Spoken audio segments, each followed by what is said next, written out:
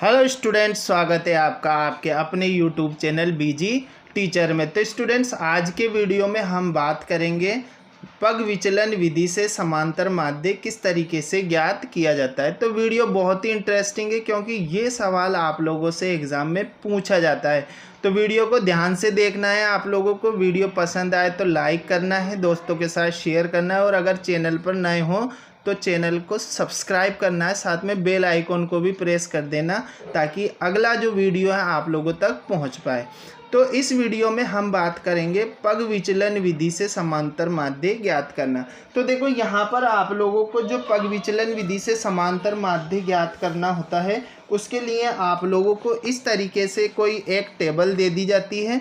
ठीक है, इस टेबल को आप लोगों को इस रूप में जमाना होता है, इस रूप में जमाना होता है। अब आप लोगों को यहाँ ध्यान ये रखना है कि कौन कौन से कॉलम पग विचलन विधि में बनते हैं। तो यहाँ पर देखो, हमने पिछले वीडियो में कल्पित माध्य द्वारा समांतर माध्य ज्ञात करना सीखा था, लेकिन वहाँ पर आप लोगों को ये u दिखाई नहीं देगा, वहाँ पर d बराबर x माइनस a दिखाई देता है। पग विचलन विधि में ये एक कॉलम एक्स्ट्रा जुड़ जाता है। तो यहाँ पर आप लोग देख रहे होंगे कि जो हमें सारणी दी गई है उसको मैंने यहाँ पर खड़े रूप में लिख दिया है। यहाँ ऊपर देख लीजिए आप लोग, वर्ग अंतराल दिया गया है और वर्ग अंतराल है 10 से 25, 25 से 40, 40 से 55, 55 से 70, 70 से 75 और 75 से 100। इनकी बारंबारता आप लोगों को दी गई है।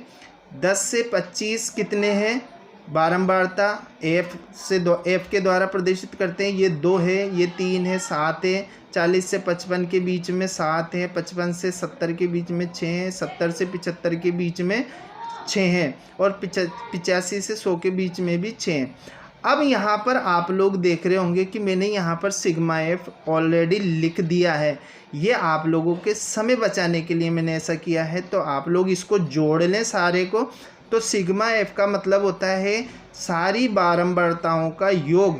तो सारी बारंबारताओं का योग कितना हो गया, 30 हो गया। आप लोग जोड़ेंगे तो 30 आएगा। इसको सिग्मा एफ यानी कि एफ का जोड़, तो जोड़ यहाँ पर लिख लिया।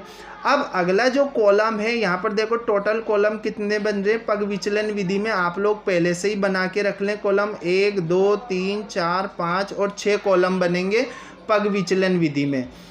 ठीक है, उसके बाद आप लोगों को वर्ग चिन्ह निकालना होता है। वर्ग चिन्ह को हम x से प्रदर्शित करते हैं।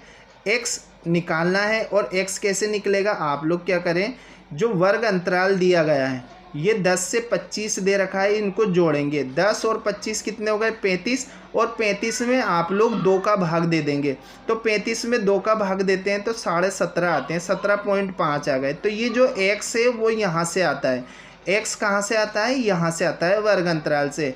ये निम्न सीमा कहलाती है, ये उच्च सीमा कहलाती है। ध्यान दीजिए बिल्कुल, ये निम्न सीमा, ये उच्च सीमा। निम्न सीमा और उच्च सीमा को जोड़ना है और 2 का भाग लगाना है। ऐसा हर वर्ग अंतराल के साथ करेंगे। 25 और 40 को जोड़ेंगे तो 65 हो जाता है और 65 में हम जब 2 का भाग देते हैं तो 32.5 आता है, 32.5 आता है। तो इस तरीके से आप लोग सभी को जोड़कर और 2 का भाग देकर आप लोग x के लिए मान निकालेंगे। तो तीसरा कॉलम काय का आ जाएगा, x का, जिसको हम क्या कहते हैं, वर्ग चिन्ह। ध्यान दिया आप लोगों ने, वर्ग चिन्ह। x को क्या कहेंगे, वर्ग चिन्ह। x का मान लिखने की ज़रूरत नहीं है, वर्ग चिन्ह आप लोगों को, आप लोग केवल x लिख सकते हैं इसको। अब जो अगला कॉलम है वो बनाना है हमें d का। अगला चौथा जो कॉलम बनाना है वो d का है। और d कैसे आएगा, d का जो मान है वो होगा x माइनस ए, x माइनस ए। अब यहाँ पर x तो आ गया वर्ग चिन्ह और a क्या आ गया, a आ गया कल्पित मान। a क्या आ गया, कल्पित मान, जिसको मैंने कितना माना है, यहाँ देखें आप लोग, कल्पित मान कितना हो गया, a बराबर 47.5। अब यहाँ पर आप लोग देखें कि 1 2 3 4 5 और 6 जो वर्ग चिन्ह की संख्या है वो 6। तो आप लोग ऐसा करें कि चाहो तो आप लोग तीसरे नंबर का, चाहो तो आप लोग चौथे नंबर का वर्ग कल्पित मान मान लें। ठीक है। कल्पित मान मानने का बहुत ही आसान तरीका, अगर विषम संख्या में संख्याएं आ रही हैं तो आप लोग बीच वाला ले सकते हैं, लेकिन जब सम संख्या में संख्याएं जैसे 1 2 3 4 5 6 आ रही हैं तो आप लोग तीसरा या चौथा ले सकते हैं, उससे कोई फ़र्क नहीं पड़ने वाला आपके उत्तर पे। ठीक है, तो हमने ए मान लिया, कल्पित मान मान लिया 47.5 मान लिया। ठीक है, 47.5 मान लिया। अब आप लोगों को क्या करना है, 47.5 को घटाना है x में से, यानी x माइनस a करना है। क्या करना है, x माइनस a। यहाँ कितना है 17.5, 17.5 में से 47.5 घटाएंगे तो कितना बचेगा, माइनस के 30 बचेंगे। आप लोग घटा के देख लें, 17.5 में से 47.5 को घटाएंगे तो माइनस के 30 बचेंगे। 32.5 में से 47.5 घटाएंगे तो माइनस के 15 बचेंगे। 47.5 में से 47.5 घटाएंगे तो 0 बचेगा। तो डी निकाल लिया। इस तरीके से आप आगे की कैलकुलेशन भी कर सकते हैं। तो डी हो गया हमारे पास चौथे कॉलम में, डी बराबर x माइनस ए।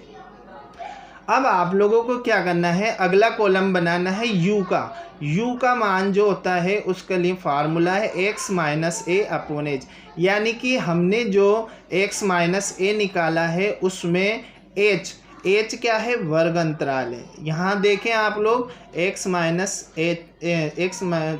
h बराबर क्या है, वर्ग अंतराल है, यानी कि वर्ग जो हमें दे रखा है 10 से 25, 25 से 40, इसमें कितना अंतर है तो आप लोग देख रहे होंगे 10 से 25 में 15 का अंतर है। तो h का मान यहाँ से आ जाएगा। इस वर्ग अंतराल को आप लोग घटा के देख लें, 25 में से 10 घटाएंगे तो हमारे पास 15 आ जाएगा। तो h यहाँ से आ गया। ठीक है, अब आप लोगों को क्या करना है, u का मान निकालने के लिए x माइनस ए करना है। क्या करना है, x माइनस ए करना है और उसमें h का भाग देना है। अब यहाँ पर चूंकि हम x माइनस ए कर चुके तो यहाँ पर आप लोग x माइनस ए प्रथम कॉलम के लिए, प्रथम पंक्ति के लिए -30 है। इस -30 में हम 15 का भाग देंगे, हम 15 का भाग देंगे तो कितना आ गया, -2 आ गया। अब इस 15 में, -15 में 15 का भाग देंगे तो -1 आ गया।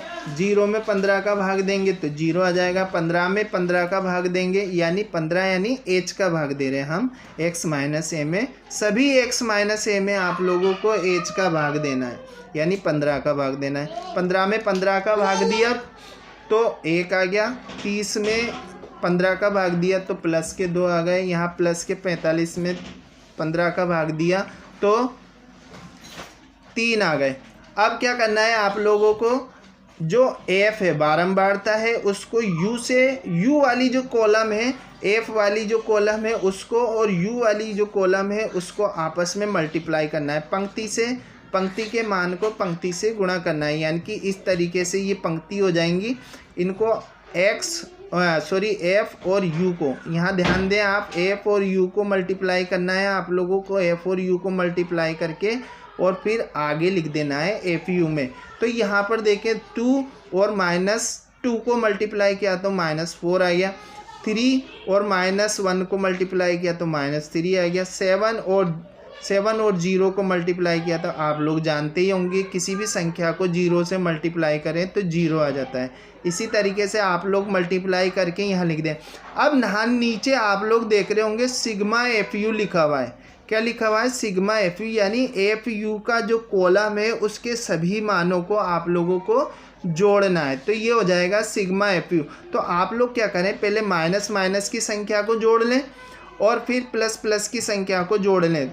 प्लस वाली संख्या में से माइनस वाली संख्या को घटा देंगे तो हमारे पास कितना बच जाएगा, 29। यानी कि आप 6, 12 और 18 को जोड़ लें, उसमें से आप लोगों को 4 और -3 यानी -7 को घटाना है तो आप लोगों के पास आ जाएगा 29। अब आपके पास फार्मूला आता है पग विचलन विधि से समांतर माध्य ज्ञात करने का। वो फार्मूला क्या है, यहाँ देखें आप लोग, x बार बराबर a plus h sigma FU upon sigma f। क्या फार्मूला है, a plus h sigma FU upon sigma f। अब यहाँ पर आप लोगों को इनके मान रखने, एक कितना माना है हमने, a माना है हमने 47.5, ठीक है, प्लस और एच कितना है 15 है, ये 15 लिख देंगे हम, into sigma F you, sigma F you कितना आ गया 29 आ गया आपके पास, 29 बटावा सिग्मा एफ यहाँ पर आप लोग देखें तो 30 आ गया, ठीक है, यहाँ 30 आ गया। अब आपको क्या करना है, इसको काट देना है 15 से, 15 एकम 15 और 15 दूनी 30, तो आप लोगों के पास क्या बचेगा 47.5 प्लस 29/2। अब आप लोगों को इसको क्या करना है, जोड़ देना है, और जोड़ने पर आप लोग सबसे पहले क्या करेंगे, सबसे पहले आप लोगों को क्या करना है 29 में 2 का भाग देना है, 29 में 2 का भाग देंगे आप लोग, 47.5 प्लस 29 में 2 का भाग देंगे तो 2 एकम 2, 2 चौक 8 और 2 पंजे 10, यानी 14.5 बार चला जाएगा। और आखिरी में तो 47.5 और 14.5 को हमने जोड़ा तो हमारा जो समांतर माध्य आया है पग विचलन विधि से वो कितना हो गया 62 आ गया। ये आपका बिल्कुल करेक्ट आंसर है। और इसी के साथ आप लोगों की पग विचलन विधि से समांतर माध्य ज्ञात करने की विधि कंप्लीट होती है। इस तरीके से आप लोग पहले से ही डिसाइड करके रख लें या पहले से ही अभ्यास कर लें, प्रैक्टिस कर लें कि हमें पग विचलन विधि में कितने कॉलम बनाने हैं, कल्पित मान विधि में कितने कॉलम बनते हैं, तो उससे आप लोगों का काम आसान हो जाएगा और सवाल भी आप लोग जल्दी कर पाएंगे। ठीक है, तो इस तरीके से आप लोग हल करेंगे तो फटाफट आप लोगों के अगर 3 नंबर में ये सवाल आता है तो 3 नंबर मिलेंगे और 4 नंबर में सवाल आता है तो 4 नंबर आप लोगों को ज़रूर मिलेंगे। तो वीडियो फटाफट पसंद आए तो लाइक कर दीजिए, दोस्तों के साथ शेयर कर दीजिए, और अगर चैनल पर नए हो तो चैनल को सब्सक्राइब कर दीजिए ताकि अगला वीडियो आप लोगों तक तुरंत पहुँचाए। मिलते हैं अगले वीडियो में, तब तक के लिए गुड बाय।